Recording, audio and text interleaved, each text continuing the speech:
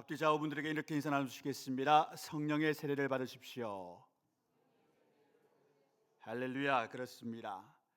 예수 그리스도의 이름으로 나면서부터 안진병이었던 사람을 고쳐줬던 베드로와 요한은 즉시 성전에 솔로몬 행각에 가서 복음을 증거하기 시작했습니다. 이 사람이 왜 고쳐졌냐? 그것은 예수 그리스도의 복음 때문이다 라고 설명했습니다. 그 사람은 예수 그리스도의 이름으로 고쳐졌으며 그 고쳐짐으로 말미암아 복음의 증거가 되는 존재가 되었습니다. 오늘 우리에게 있는 불행, 오늘 우리에게 있는 질병, 오늘 우리에게 있는 고난이 예수 그리스도의 복음을 위하여 사용받아 치료되고 회복되기를 주의 이름으로 축원드립니다. 하나님의 능력은 지금도 살아계십니다. 하나님의 능력은 지금도 우리가 체험할 수 있습니다. 그 하나님은 지금도 우리 가운데 역사하십니다. 이때 전해진 복음의 증거로 5천 명의 사람들이 복음을 받아들였습니다. 그러자 사탄이 사납게 일하기 시작했습니다. 세상의 권세를 가진 그는 즉시 유대 당국자들을 모아 베드로와 요한을 사로잡아 버렸습니다. 그러나 이 사탄의 계획은 하나님의 보호하심으로 곧 무산됩니다. 그것은 하나님께서 자신의 영광을 위해 그 모든 장면을 모든 사람들이 다 보게 하신 까닭이었습니다. 21절 말씀 화면을 통해 함께 읽겠습니다. 갈리들의 백성들 때문에 그들을 어떻게 처벌할지 방법을 찾지 못하고 다시 위협하여 놓아주었으니 이는 모든 사람이 그 된 일을 보고 하나님께 영광을 돌림이라. 오늘 이 악한 세상 가운데 보여질 것은 이러한 하늘의 증거들입니다. 그러나 이 신령한 하늘의 증거는 단순한 기적과 이적만을 뜻하는 시대가 아닙니다. 마지막 시대에는 또 다른 이야기가 있습니다. 마태복음 24장 12절의 말씀 함께 읽어보겠습니다. 불법이 성함으로 많은 사람의 사랑이 식어지리라. 저는 이 마지막 시대 교회의 위기는 물질이 없음도 아니요 믿음과 기도와 예배가 사라짐도 아니라고 확신합니다. 이 시대 교회의 위기는 사랑의 부재입니다. 마귀는 박해도 사라지고 가난도 사라진 한국 교회에 가장 강력한 사랑의 은사가 주어지지 못하게 만드는 시험들을 가지고 수없이 많은 한국 교회의 목회자들과 교회와 성도들을 무너뜨리고 있습니다. 설교와 외모는 번듯하고 기도의 능력과 학벌도 있는데 사랑이 없는 목회자들이 수두룩합니다. 또한 말씀의 지식을 다 가진 것 같고 모든 것 사회 가운데 성공했던 수많은 성도들이 사랑이 없음도 마귀가 성공하고 있습니다. 이것이 한국교회의 위기입니다. 말씀의 지식이 가득한데 사랑이 없어요. 구원받았다 확신하는데 사랑이 없어요. 목사님 설교는 너무 잘하시는데 기도의 능력도 탁월하신데 사랑이 없어요. 어떻게 되겠습니까? 곧 그런 교회, 그런 성도, 그런 목회자들은 놀랍게도 사탄의 종된 역할을 합니다. 그것이 오늘날 우리의 위기입니다. 저 또한 이런 점에서 완벽히 해방되어 있지 못합니다. 그래서 밤낮으로 기도합니다. 다른 것 다 가지지 못한 목회자가 되어도 좋습니다. 가난해도 좋고 목회적 성공을 못 이뤄도 좋고 설교 못해도 됩니다. 그런데 하나님, 다른 능력 다 없더라도 제게 사랑의 은사만은 꼭 주시옵소서. 왜 그런 줄 아십니까? 하나님은 그런 사람들을 특별히 사랑하십니다. 정말로 특별하게 사랑하십니다. 다시 한 번 더 강조할게요. 특별하게 사랑하십니다. 정말로요. 우리에게 그게 필요해요. 다른 것 구하지 않았으면 좋겠습니다. 사도 바울은 사랑의 능력을 상실한 교회의 모습을 다음과 같이 고린도전서 13장 1절에서 3절 말씀에 기록해 주었습니다. 성령께서 정확히 보시는 거지요. 우리 함께 읽습니다.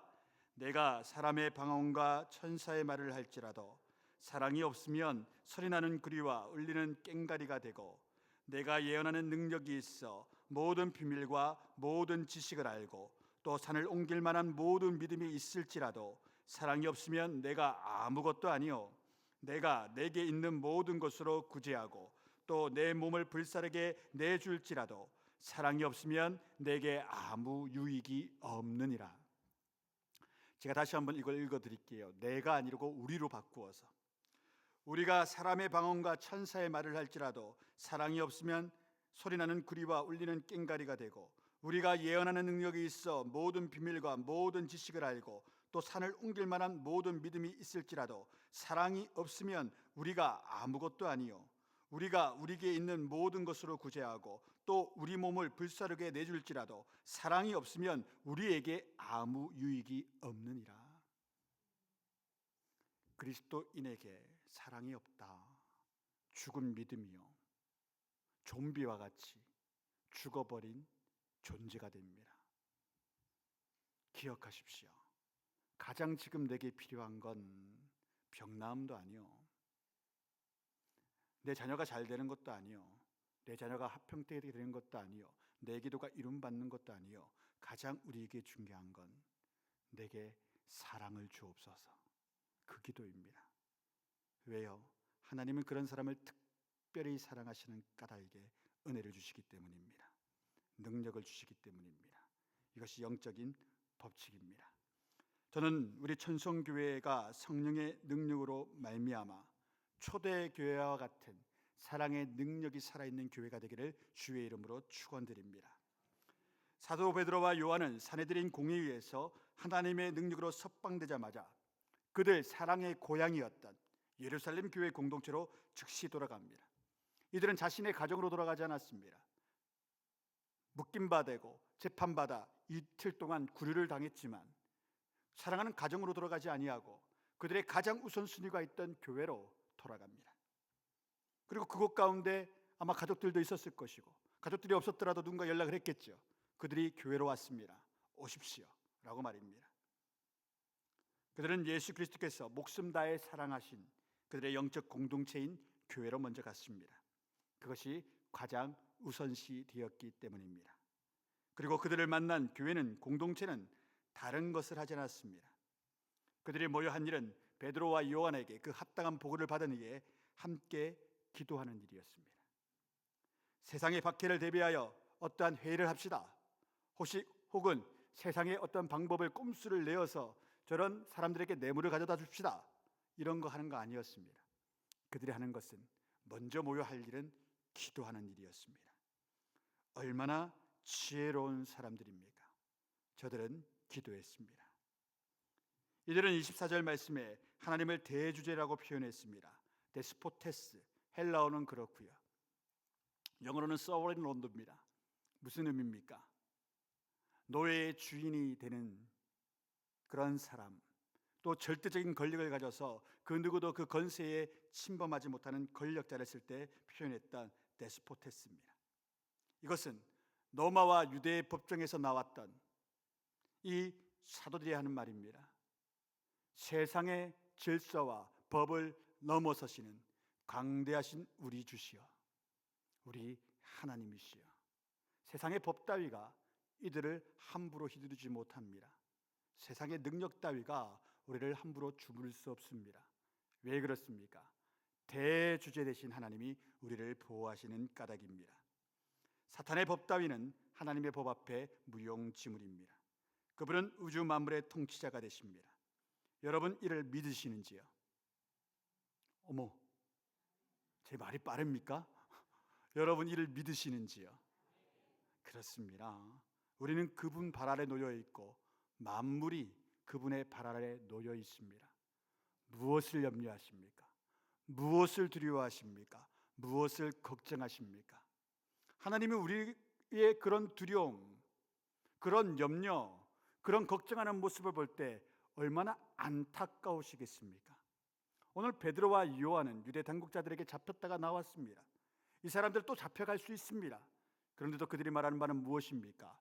대주제 되신 하나님이시여, 걱정과 근심과 염려가 하나님 앞에 사라지는 것입니다. 그것이 기도의 능력입니다. 왜요? 하나님께서 우리에게 말씀하시고 성령께서 우리를 충만케 하시는 까닭입니다. 이제 우리에게 필요한 일은 대주제 되신 하나님 앞에 우리의 모든 문제를 내려놓고 오늘 우리의 필요를 그 사도들과 교회처럼 아뢰는 일입니다. 24절부터 30절 말씀, 다시 한 번 더 강력히 함께 읽겠습니다. 그들이 듣고 한 마음으로 하나님께 소리를 높여 이르되 대주제여 천지와 바다와 그 가운데 만물을 지은 이시여 또 주의 종 우리 조상 다윗의 입을 통하여 성령으로 말씀하시기를 어찌하여 열방이 분노하며 족속들이 허사를 경영하였는고 세상의 군왕들이 나서며 관리들이 함께 모여 주와 그의 그리스도를 대적하도다 하신 이로소이다.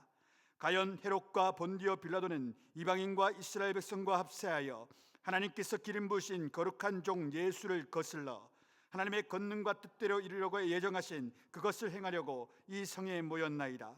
주여 이제도 그들의 위협함을 굽어 보시옵고 또 종들로 하여금 담대히 하나님의 말씀을 전하게 하여 주시오며 손을 내밀어 병을 낫게 하시옵고 표적과 기사가 거룩한 종 예수의 이름으로 이루어지게 하옵소서 하더라. 박해가 있을 건데 두려워하지 않고 담대하게 하소서. 사람들이 의심할 것인데 다시 한 번 더 우리에게 주의 권능을 허락하여 주셔서 병이 낫고 악한 것이 떠나가는 이적과 기사가 우리 가운데 많아지게 하여 주옵소서. 주님은 그들의 기도대로 그대로 응답하여 주십니다. 진정한 그리스도인들은 그들 안의 문제와 세상의 모든 문제를 다 하나님 앞에 가지고 나가는 자들입니다. 또한 오늘날 일어난 이 선한 일들의 박해가 시편 속에서 이미 예언된 그러한 박해라는 것을 성령께서 그들을 깨닫게 하신 만큼 지성이 높았고 영성이 높았던 자들이 초대교회 그리스도인들이었습니다. 시편 2편 2절에서 4절 말씀 함께 읽어보겠습니다. 세상의 군왕들이 나서며 가난들이 서로 꾀하여 여호와와 그의 기름 부음 받은 자를 대적하여 우리가 그들의 맨 것을 끊고 그의 결박을 벗어버리자 하는도다. 하늘에 계신 이가 웃으시며 주께서 그들을 비우시리로다. 박해하는 자들, 예수 그리스도의 교회를 어떻게든 없애려고 하는 사탄의 사람들, 여러분이 예수 믿는 것을 방해하려는 그러한 사람들, 직장에서 선하게 살려고 하는데 예수 믿는 것 때문에 선하게 살려고 하는데 그것을 방해하고 그것을 욕하고 비웃는 사람들, 아무것도 내가 잘못한 건 없는데 나를 향하여 손가락질하고 예수 믿는 것이라고 말하는 사람들, 우리 하나님이 그들을 비웃으십니다. 왜요? 너 아무리 그래봐라 얘는 내가 지키는데 얘가 승리할 거다 라고 말씀하시는 것이지요. 그리스도께서 박해받고 승리하신 것처럼 예수 그리스도의 교회도 박해 뒤에 반드시 승리하는 공식을 가지고 있습니다. 이것은 2000년 기독교 역사, 세계 교회사가 증명하는 바입니다.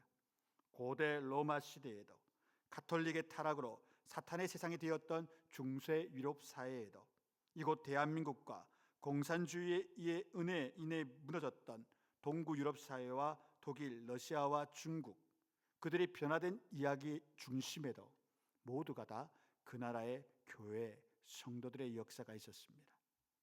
앞으로 일어날 일은 이슬람 사회와 저 북한 땅 가운데도 그들의 지하 교회 가운데 일어났던 기적의 역사와 이적의 역사가 그네들을 다 무너뜨리게 만들 것입니다. 하나님은 살아계십니다. 흑암 가운데서도 빛을 비추시고 불타 없어진 그러한 숲과 같은 현재 현실 가운데서 단비를 내리셔서 수목을 무성하게 만드시는 이가 하나님이십니다. 그 하나님이 오늘 우리의 손을 잡고 계십니다. 오늘 초대교회의 기도 중 30절은 계속하여 표적과 기사가 거룩한 종 예수의 이름으로 이루어지기를 기도하고 있습니다. 왜입니까? 그 박해에 사도 베드로와 요한이 잡혀갔던 이유는 안진뱅이를 살린 사건 때문입니다. 표적과 기사가 일어나 수천 명의 사람들이 모였기 때문이지요. 그런데 이 사람들은 다시 그 일이 일어나기를 원합니다. 잡혀가도 좋아요. 그런 표적과 기사가 많이 일어나서 예수 이름만 증거되고 그를 통하여 이렇게 수천 명의 사람들이 예수 믿게 된 것처럼 그를 통하여 그런 일만 일어난다면 우리는 죽어도 좋습니다. 그것이 그리스도인들의 모습이었습니다. 여러분, 예수님 믿는 것 때문에 매맞고 재산을 빼앗기고 더러 죽고 수감되고 가족과 생이별하는 일은 모든 그리스도인들에게 상식적인 일이었습니다. 오늘날도 마찬가지입니다. 한국 땅에서는 이 같은 일을 경험하는 이가 매우 소수입니다. 지금도 있습니다. 타인들이 그렇게 하지 않아요. 가족들이 그래요. 남편이, 더러는 아내가, 더러는 부모님과 친족들이 때립니다. 예수 믿는 것 때문에 핍박합니다. 저희 교회에도 과거에 이런 분들이 많이 계셨습니다. 수십 년 전 예수 때문에 가족에게 버림받고 매맞고 재산 분할도 한 푼도 못 받으신 분들이 제가 신방해 보니까 우리 교회도 몇몇 분 계십니다. 지난 교회도 많이 계셨습니다. 재산 분할조차도 못 받았습니다. 부모님에게 미움받았어. 땅을 사가지고 자식들 나눠줄게. 죽지도 않았는데 부모님이 그러시는 거예요. 일부러 그 자녀 혼내주고 마음 상하게 하려고. 예수 믿는 것 때문에. 그런 집안이 있습니다. 그런데 어떤 일이 일어나는 줄 아십니까? 하나 같습니다. 수십 년이 지난 다음 그들의 고백이 동일합니다. 우리 교회 권사님들의 고백도 동일하더라고요. 그 시댁을 다 구원케 합니다. 그 친절을 다 구원케 합니다. 왜요? 박해받는 자들에게 주는 하나님의 권능이 있기 때문입니다. 그것들을 그들이 체험하고 제게 말씀해 주십니다. 저는 모태신앙이기 때문에 그런 박해를 받아본 적이 없습니다. 기껏 해봐야 박해라는 것이 초등학교 때 애 전도하다가 그네 엄마한테 한 대 맞은 거. 왜 우리 애를 전도하려고 그냥 딱 때리는 거예요. 그때 전도도 유치했습니다. 예수 믿어라가 아니었어요. 초등학교 때 달란트 잔치에 맛있는 거 많이 줘, 교회 가자, 그리고 탁 때리시는 거예요. 뭐 그 정도였습니다. 오히려 저는 예수 믿는 것 때문에 복 받았죠. 진짜 예수 믿는 것 때문에 저는 복 받은 게 훨씬 많습니다. 그런데 예수 믿는 것 때문에 박해받은 분들과는 천국의 상급이 완전 다르겠죠. 오늘 이렇게 박해받던 교회가 하나님께 소망을 두고 만족감을 두고 기도할 때, 오늘 31절 말씀을 함께 읽겠습니다. 함께 읽습니다. 빌기를 다음에 모인 곳이 진동하더니 무리가 다 성령이 충만하여 하나님의 말씀을 전하니라. 그들이 기도를 마치자마자 모인 곳에 지진이 난 것처럼 물리적인 진동이 이루어집니다. 그 모든 무리가, 지금은 예루살렘 교회 공동체가 엄청 커졌습니다. 수천 명이 믿고 있을 때예요. 베드로와 요한이 나왔다 해서 그들이 어느 곳에 모였는지는 잘 모르겠으나 수백 이상은 모였겠죠.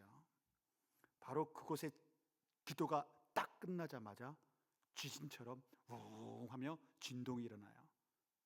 그럼 그 모든 백성들이, 그 모든 교인들이 뭘 느끼겠습니까? 하나님의 응답. 우리 주 예수 이름으로 기도드리옵나이다. 딱 하자마자 우르르릉, 누가 들어도 하늘의 메시지로 듣게 되겠지요. 여러분, 저는 천성교회 공동체가 이런 공동체 되기를 원합니다.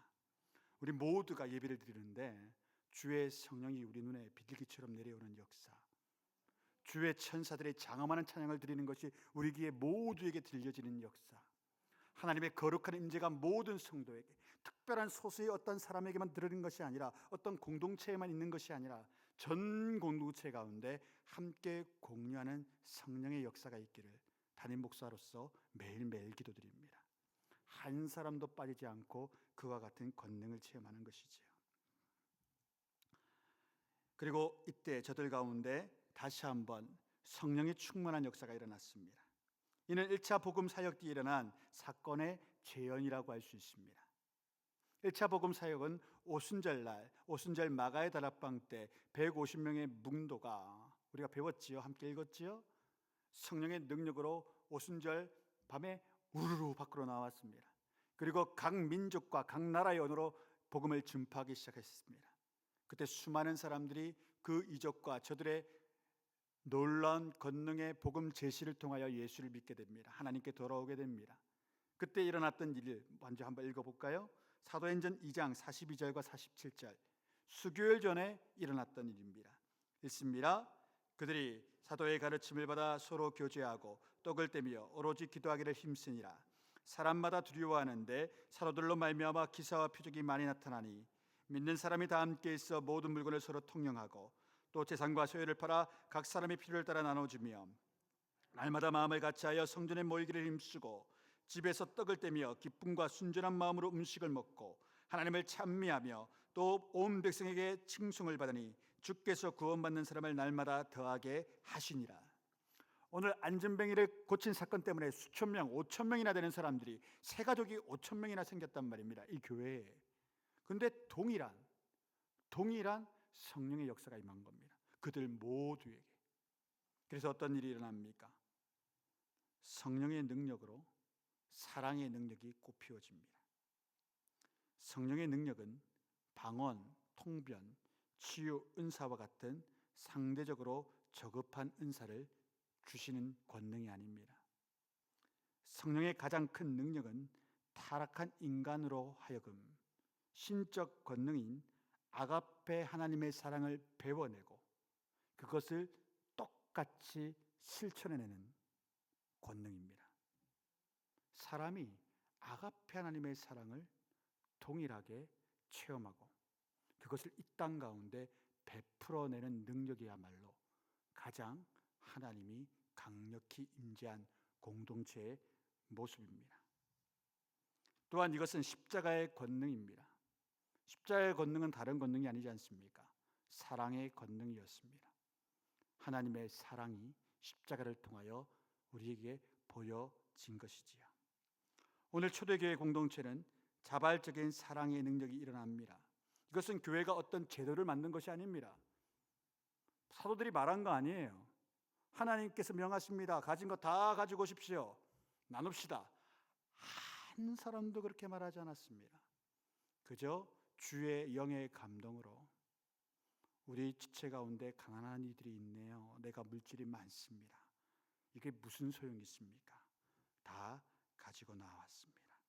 사랑의 마음으로 그들의 가득한 변화로 세상의 법칙과 제도와 국가와 민족과 사상과 권세와 인간의 사고를 아득히 넘어서는 일들이 초대교회 공동체 가운데 나타난 겁니다. 이건요, 세상의 방법으로는 있을 수가 없습니다. 세상의 법칙은 무엇입니까? 뭐라고 이야기합니까? 가난한 세상 임금들도 어쩔 수 없다가 지금까지도 세상의 진리로 내려오던 마귀의 법칙입니다. 그런데 첫 공동체는 단번에 이런 수만 년의 인류의 역사를 깨어붙습니다. 그렇지 않다. 하나님의 나라는 그런 곳이 아니다. 놀라운 일이죠. 왜 그렇게 할 수 있습니까? 마태복음 13장 44절 말씀 함께 읽습니다. 천국은 마치 밭에 감추인 보화와 같으니 사람이 이를 발견한 후 숨겨두고 기뻐하며 돌아가서 자기의 소유를 다 팔아 그 밭을 사느니라.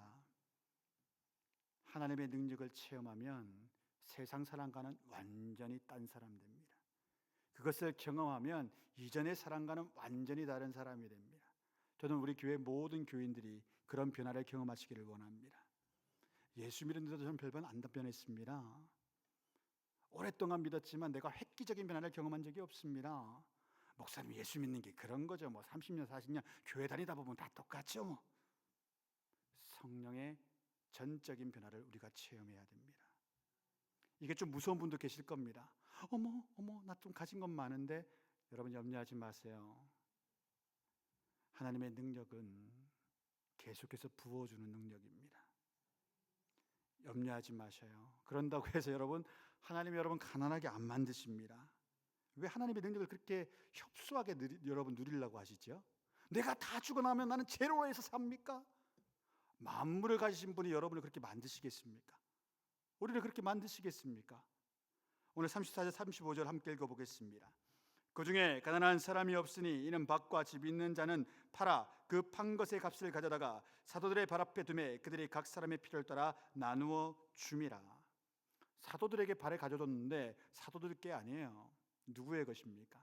가난한 이웃들의 것입니다. 그렇게 나누어 줍니다. 어떤 청년이 한 번은 제 앞에 와서 성경을 잔뜩 다 안다는 듯이 이야기한 적이 있습니다. 자유주의 신학을 좀 배워왔던 것 같습니다.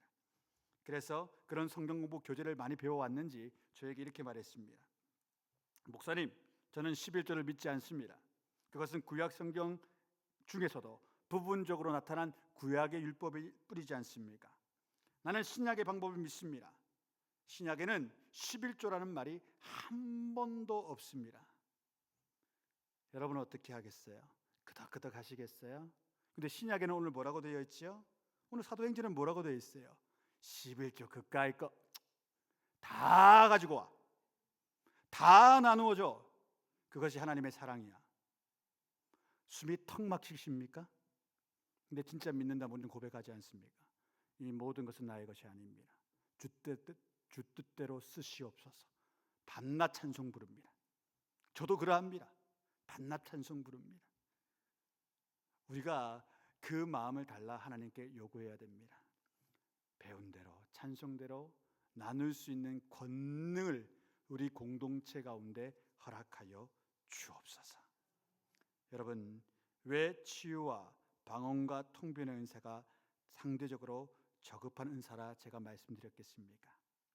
사랑의 은사는 누구나 받을 수 있으나 아무나 받을 수 없는 은사이기 때문입니다.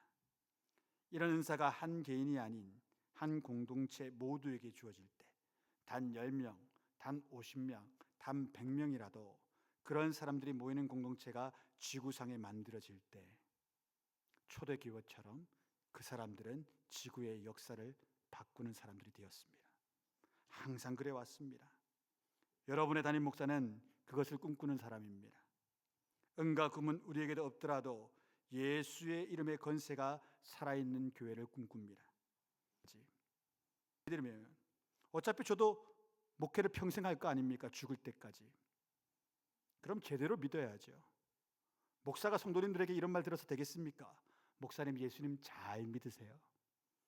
목사님 예수님 제대로 좀 믿으세요. 부끄럽지 않습니까? 최소한 여러분들이 저를 볼 때 우리 목사님 예수님 정말 잘 믿으시지, 제대로 믿으시지, 또 하나님이 저를 그렇게 평가하기를 원합니다. 어차피 목회 평생 할 건데 최선을 다해야죠. 죽도록 충성해야죠. 여러분들은 오죽하시겠습니까? 여러분도 평생 예수님 믿을 거 아닙니까? 믿다가 한 5년 쉴 겁니까? 목사님 저 한 5년 믿다가 10년 안식년 하고 오겠습니다. 교회를 지켜주십시오. 이렇게 하실 겁니까? 아니잖아요. 평생 믿으실 거잖아요. 그럼 우리 한번 제대로 믿어봅시다.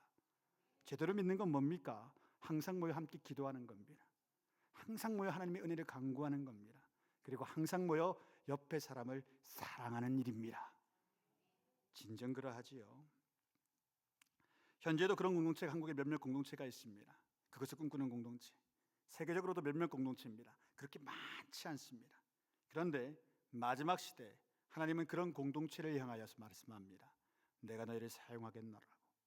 내가 너희 위에 복에 복을 주고 건세 위에 건세를 주겠노라고. 여러분 욕심내고 싶지 않습니까? 썩어져 없어질 것에 목숨 걸어 살아가는, 예수 믿어도 그렇게 살아가 버리는 허망한 인생을 산다면 우리 좀 억울하지 않겠습니까? 우리가 바라는 것은 영원히 기억되고 천국에서 찬미되어 또한 천국의 역사에 기록되어 저 죽어 지금 천국에 가 있는 수많은 사도들이 이 시대를 바라볼 때 저 교회는 이 시대의 교회야라고 기억하는 교회, 그런 성도 되기를 원하지 않으십니까? 저는 예수님뿐만 아니라 사도 바울의 이 시대를 바라볼 때 저 교회는 정말 복음에 미쳤구나. 와, 쟤네들 천국에 온다면 내가 한번 이야기해봐야지 라는 교회가 되시길 주의 이름으로 축원드립니다.